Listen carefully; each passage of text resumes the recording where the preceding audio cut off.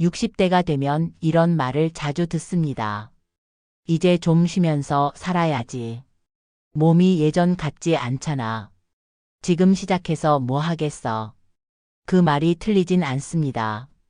몸이 예전만큼 버텨주지 않고 무언가를 시작하기엔 괜히 주저하게 되니까요. 하지만 정말 그런 걸까요? 정말 아무것도 안 하고 그냥 쉬기만 해야 하는 나이일까요? 오히려 60대는 마지막으로 인생을 바꿀 수 있는 가장 현실적인 기회입니다.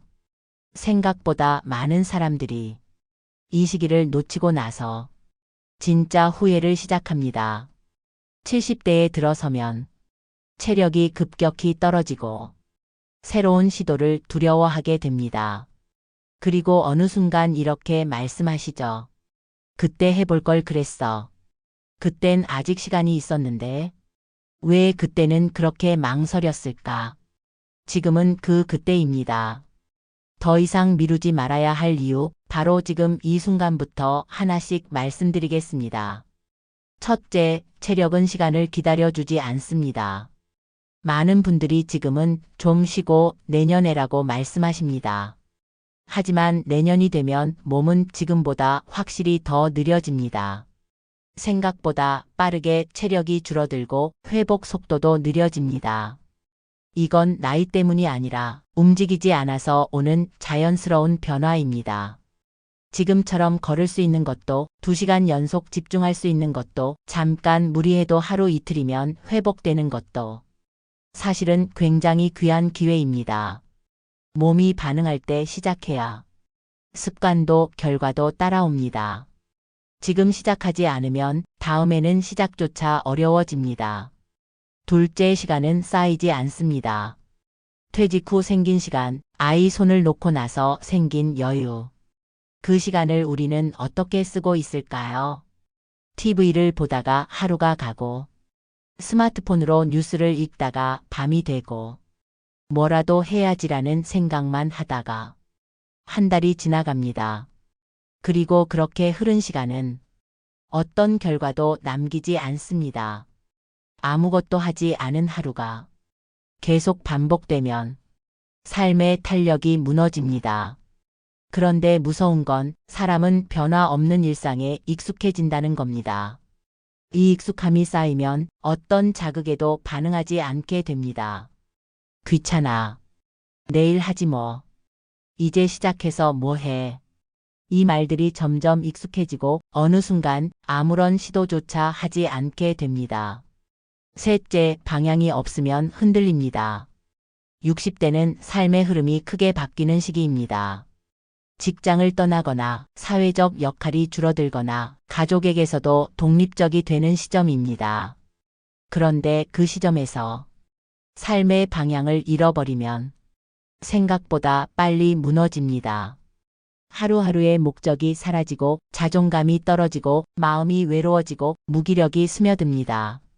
이전까지는 일이 나를 이끌었습니다. 해야 할 일이 늘 있었죠. 하지만 지금부터는 내가 하고 싶은 일이 없으면 삶의 의미가 희미해집니다. 그러니 지금부터는 작은 방향이라도 필요합니다. 하루에 글 한 줄 쓰기, 동네 한 바퀴 걷기, 예전부터 배우고 싶었던 악기나 언어, 무엇이든 좋습니다. 중요한 건 그걸 지금 시작하는 겁니다. 오늘 하루 작은 시도 하나만 해보세요.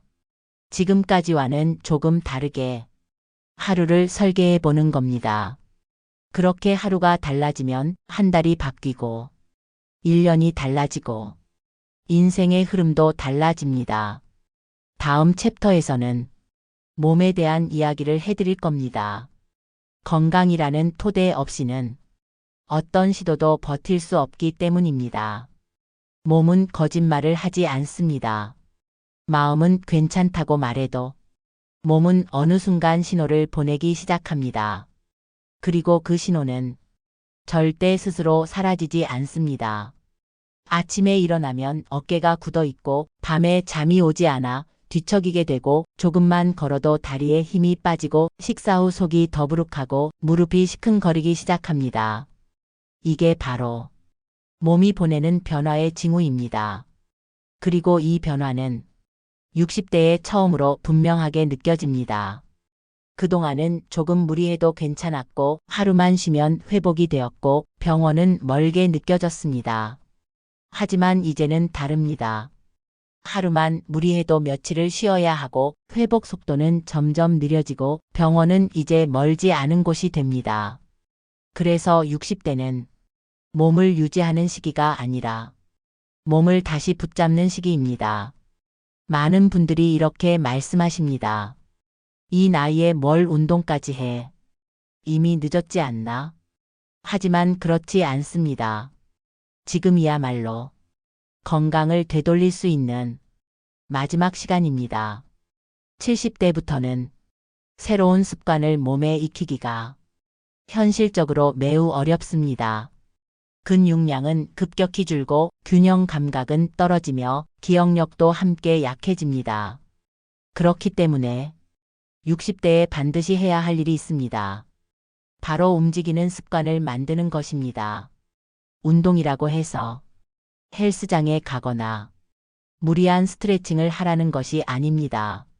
하루에 15분 집 안에서 제자리 걸음을 하는 것만으로도 충분한 변화가 시작됩니다. 몸은 사용한 만큼 반응합니다. 걷는 발걸음이 늘어나면 허벅지 근육이 반응하고 가벼운 스트레칭을 꾸준히 하면 구분 등이 펴지고 호흡이 달라집니다. 중요한 건 꾸준함입니다. 처음에는 변화가 느껴지지 않더라도 한 달, 두 달이 지나면 확실히 다르게 느껴지실 겁니다. 무엇보다 중요한 건 내 몸을 살리고 있다는 감각입니다. 그 감각이 자신감을 만들고 삶의 리듬을 만들어줍니다. 음식도 마찬가지입니다. 이제는 맛보다 기능을 먼저 보셔야 합니다. 위가 편안한지, 소화가 잘 되는지, 혈당이나 혈압에는 어떤 영향을 주는지 그 기준으로 식탁을 다시 점검하셔야 합니다. 과거처럼 무조건 배부르게 먹는 식사는 이제 몸에 독이 될 수 있습니다. 소식과 절식, 자연식과 제철 음식 이런 기본 원칙만 지켜도 몸은 아주 빠르게 반응합니다. 한 가지 더 수면입니다. 불면을 단순한 노화로 여기면 안 됩니다. 수면은 회복의 핵심입니다. 하루에 6시간 이상 깊은 수면을 확보하셔야 합니다. 그렇지 않으면 몸은 점점 피로를 쌓기 시작하고 낮의 컨디션과 감정에 직접적인 영향을 줍니다. 수면 루틴을 정해주세요. 매일 같은 시간에 잠자리에 들고 전자기기는 잠들기 1시간 전부터 멀리하고 가벼운 책이나 음악으로 뇌를 편안하게 만들어주시는 것도 좋습니다. 이 모든 것들이 바로 60대에 가장 먼저 정리되어야 할 몸의 루틴입니다. 건강은 돈보다 먼저 준비되어야 하고 지식보다 먼저 챙겨야 하며 관계보다 먼저 회복되어야 합니다. 왜냐하면 몸이 무너지면 아무것도 할 수 없기 때문입니다. 60대에 시작하는 건강한 루틴 하나가 70대, 80대의 삶 전체를 바꿔놓을 수 있습니다. 지금 당신의 몸은 기다리고 있습니다. 작은 변화라도 좋으니 무언가 시작해주기를. 다음 챕터에서는 돈에 대한 이야기를 나누겠습니다. 60대 이후 돈은 얼마나 필요하고 어떻게 준비해야 하는지 현실적인 기준부터 짚어드리겠습니다. 60대가 되면 누구나 한 번쯤은 돈 걱정을 하게 됩니다. 앞으로 내가 얼마나 더 벌 수 있을까? 연금만으로 살 수 있을까? 아프면 병원비는 어떻게 하지? 이런 걱정은 누구에게나 당연한 것입니다. 하지만 중요한 건 돈을 얼마나 많이 가졌느냐가 아니라 지금 가진 돈을 어떻게 관리하느냐입니다. 이제는 소득의 크기보다 지출의 구조가 더 중요해지는 시기입니다. 젊었을 때는 돈을 벌면 벌수록 좋았지만 60대 이후에는 어떤 돈이 들어오고 어떤 돈이 나가는지를 냉정하게 들여다봐야 합니다. 우선 매달 고정 지출부터 점검하셔야 합니다. 핸드폰 요금, 보험료, 카드값, 각종 구독료. 내가 실제로 쓰지 않는데 그냥 자동으로 빠져나가고 있는 돈이 생각보다 많습니다. 예를 들어 20년 전에 가입한 보험이 지금 내 건강과 생활에 실제로 필요한 보장인지 따져보셨나요? 쓸 일도 없고 혜택도 모호한 특약들이 그대로 남아있을 수도 있습니다. 이제는 보험을 유지하는 것보다 정리하고 최적화하는 것이 더 중요합니다. 또 하나 소비입니다. 이제는 스트레스를 풀기 위한 소비를 조심하셔야 합니다. 무료함을 달래기 위해 쇼핑 앱을 열고 그냥 두고도 괜찮은 물건들을 무의식 중에 사고 있진 않으신가요?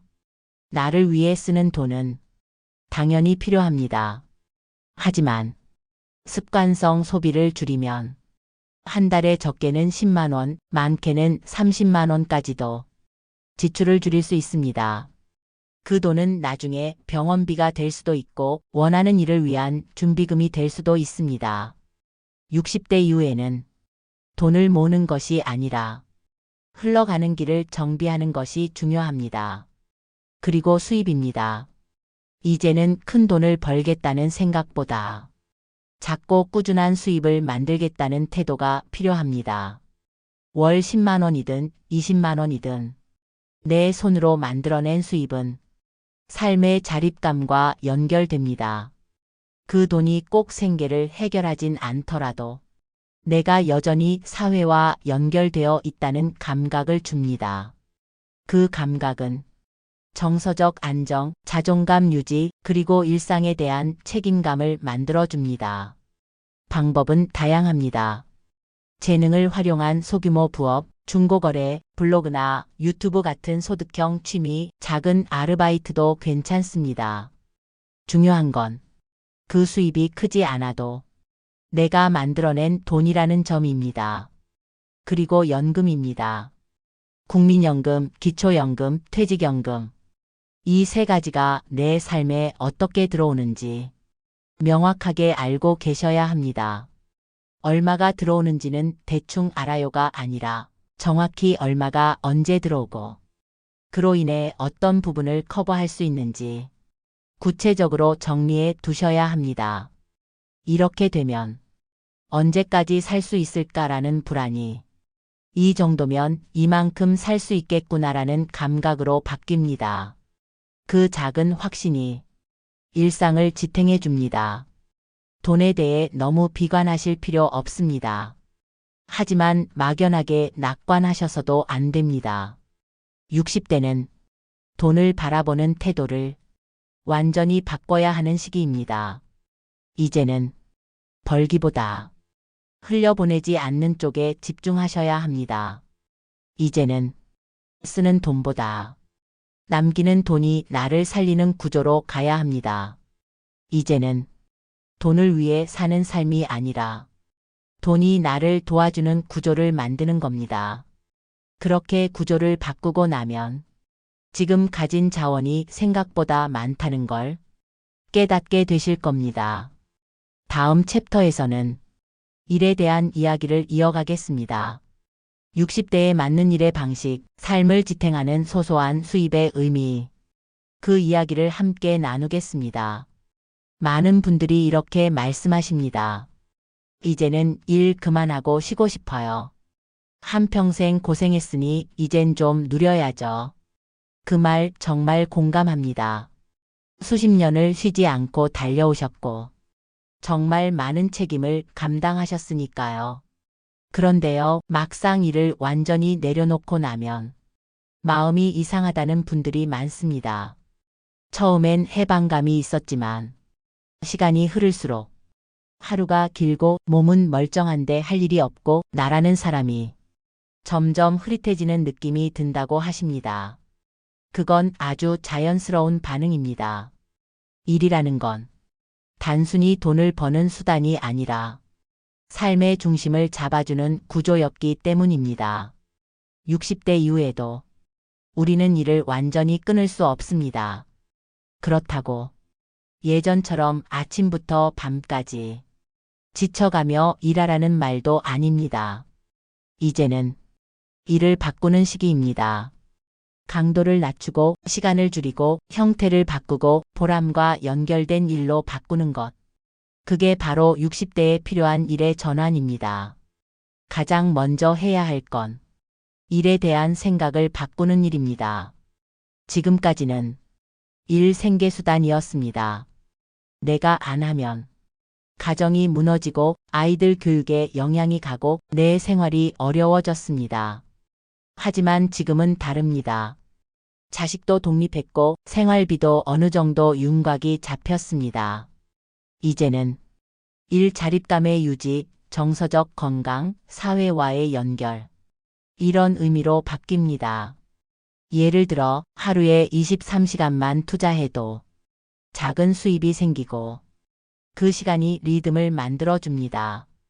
그 리듬이 생기면 하루가 짧아지고 밤이 깊을수록 보람이 남습니다. 60대 이후의 일은 생계 그 이상으로 삶의 의미를 찾아주는 도구가 됩니다. 그럼 어떤 일이 좋을까요? 첫째, 체력 소모가 크지 않은 일. 예를 들어 온라인으로 하는 부업이나 글쓰기, 손재주를 활용한 제작 활동 등 혼자서 조용히 집중할 수 있는 일들이 생각보다 많습니다. 둘째, 시간 조절이 가능한 일. 하루에 몇 시간만 일하고 나머지 시간은 내가 조절할 수 있는 일. 정해진 출퇴근이 없는 프리랜서 형태도 60대에게 잘 맞는 방식입니다. 셋째, 기존 경험을 살릴 수 있는 일. 젊은 시절의 직업, 취미, 역할을 다시 꺼내 재가공해 보세요. 그 속엔 당신만의 무기가 숨어 있습니다. 예를 들어 교직 경험이 있다면 글쓰기나 강의로 이어질 수 있고, 장사를 해보셨다면 소자본 온라인 판매로 연결할 수 있고, 집안 정리를 잘하셨다면 정리 컨설팅이나 블로그 콘텐츠도 충분히 수익이 됩니다. 넷째, 수입보다 지속 가능성이 높은 일. 처음부터 큰돈이 들어오진 않아도 시간이 쌓이면 신뢰가 쌓이고 그 신뢰는 수익으로 연결됩니다. 60대에는 한 방을 노리지 마시고 한 줄 한 줄 쌓는 일을 선택하셔야 합니다. 그리고 마지막으로 중요한 건 하고 싶은 일보다 계속할 수 있는 일을 찾는 겁니다. 처음엔 재미있어 보여도 유지가 안 되면 금세 지치고 포기하게 됩니다.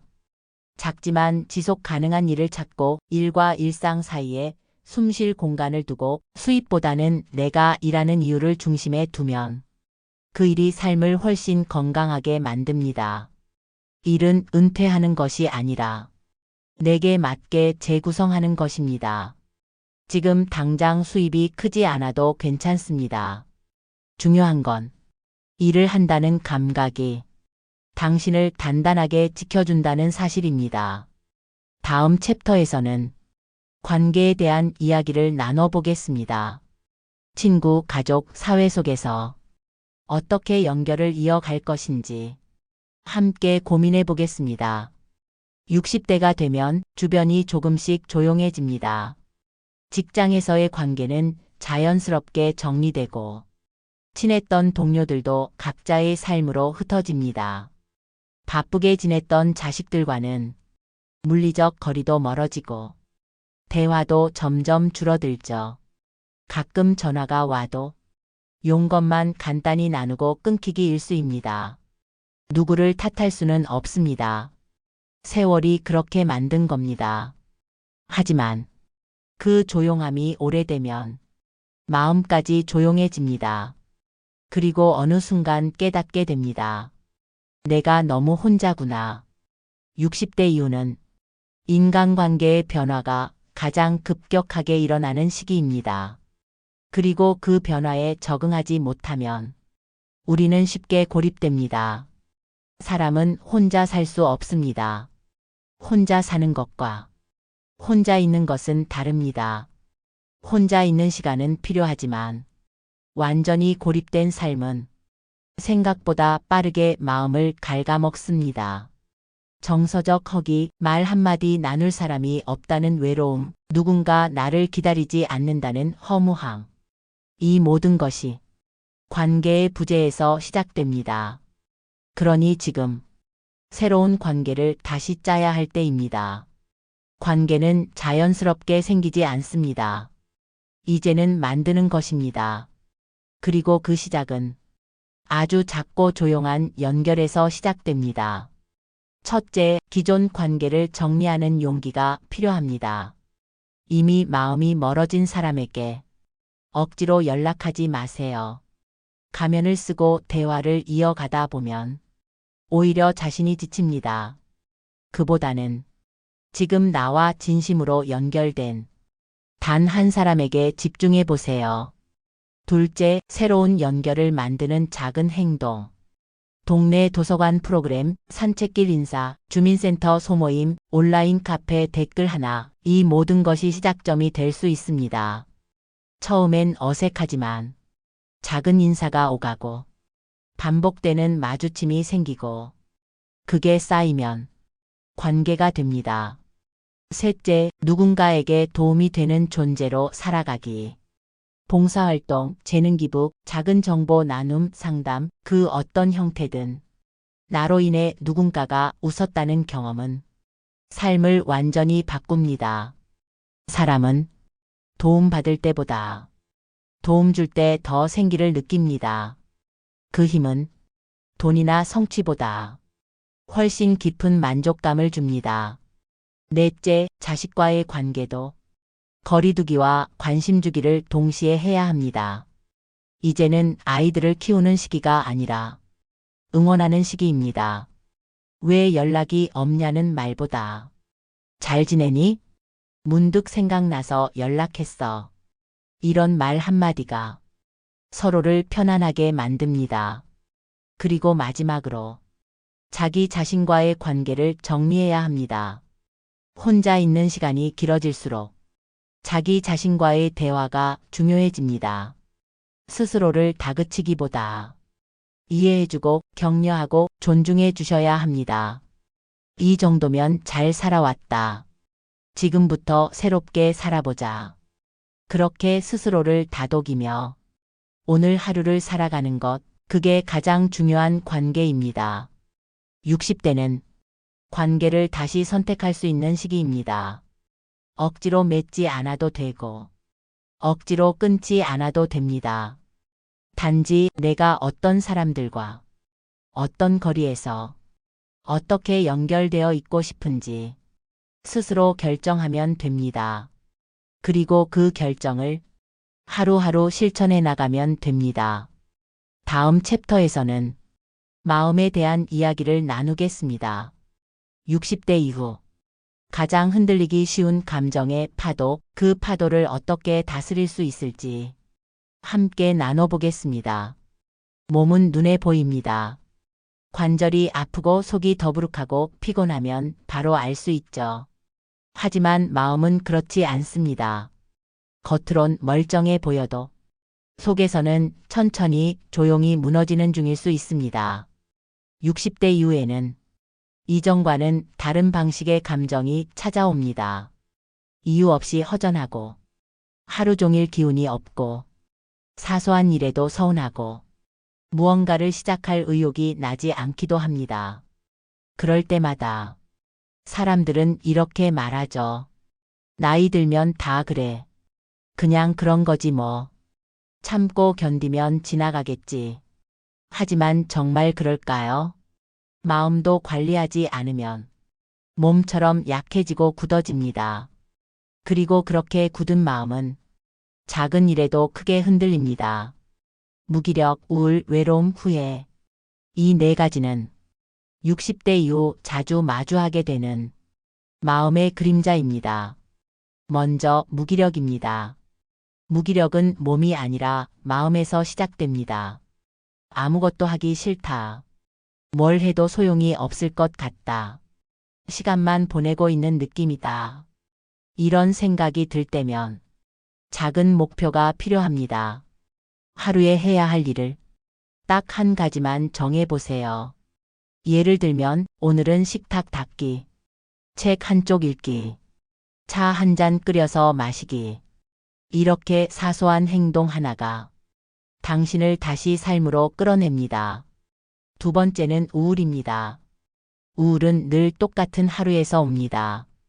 어제와 같은 오늘, 오늘과 같은 내일. 이런 흐름 속에선 자기 존재감이 흐려집니다. 그래서 새로운 자극이 필요합니다. 늘 가던 길 대신 다른 길을 걸어보세요.